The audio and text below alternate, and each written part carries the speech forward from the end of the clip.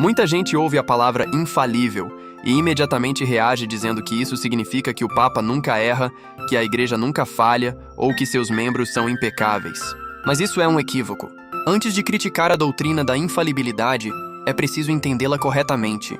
A infalibilidade não significa impecabilidade. Papas podem pecar. Bispos podem errar em opiniões pessoais. Cristãos podem falhar gravemente. A infalibilidade não é uma garantia de santidade pessoal, mas uma assistência divina específica para preservar a Igreja do erro quando ensina de maneira definitiva sobre fé e moral. A base dessa doutrina está nas promessas de Cristo. Em Mateus 16, Jesus declara a Pedro que as portas do inferno não prevalecerão contra a Igreja. Em Lucas 22:32, ele diz a Pedro que rogou para que sua fé não desfaleça e que ele deveria confirmar os irmãos.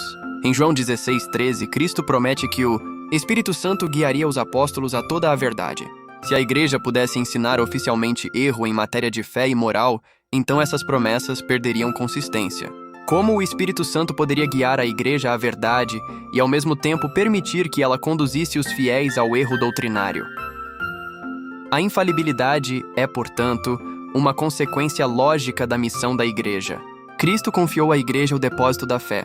Se esse depósito pudesse ser corrompido oficialmente, a salvação das almas estaria em risco.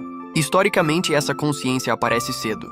No século II, Santo Irineu de Lyon argumentava que a sucessão apostólica garantia a preservação da verdadeira doutrina contra as heresias gnósticas. A autoridade da Igreja não era vista como mera opinião, mas como guardiã fiel da tradição apostólica. Ao longo dos séculos, quando surgiram grandes controvérsias, como no caso do arianismo, foi o magistério da Igreja que definiu com clareza a divindade plena de Cristo. Se a Igreja pudesse errar ao definir um dogma central como esse, o cristianismo inteiro desmoronaria. A definição formal da infalibilidade papal ocorreu no Concílio Vaticano I em 1870. Mas ali não se criou algo novo. Apenas se definiu com precisão aquilo que já era crido. O concílio ensinou que o Papa é infalível quando fala ex cathedra, isto é, quando define solenemente uma doutrina de fé ou moral a ser crida por toda a Igreja. Não é qualquer discurso, entrevista ou opinião pessoal.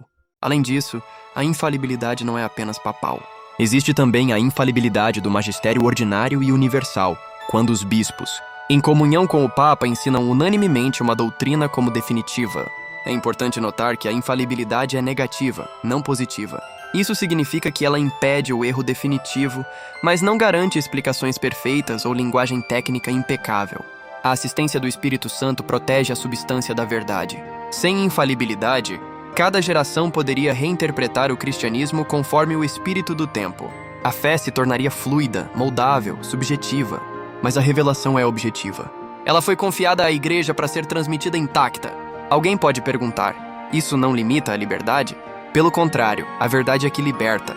A infalibilidade existe para proteger os fiéis da confusão doutrinária e preservar a unidade. A história mostra que as comunidades cristãs que rejeitaram qualquer autoridade magisterial acabaram se fragmentando em inúmeras interpretações divergentes. Isso não é julgamento, é constatação histórica.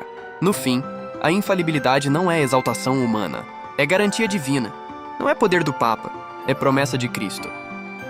A pergunta fundamental não é se a infalibilidade parece confortável ou desconfortável. A pergunta é: Cristo deixou uma igreja capaz de preservar fielmente sua mensagem ou deixou apenas textos sujeitos a interpretações ilimitadas? Se ele prometeu permanecer com sua igreja até o fim dos tempos, então essa presença inclui assistência real para que ela não traia o Evangelho. A infalibilidade não é sobre perfeição humana, é sobre fidelidade divina.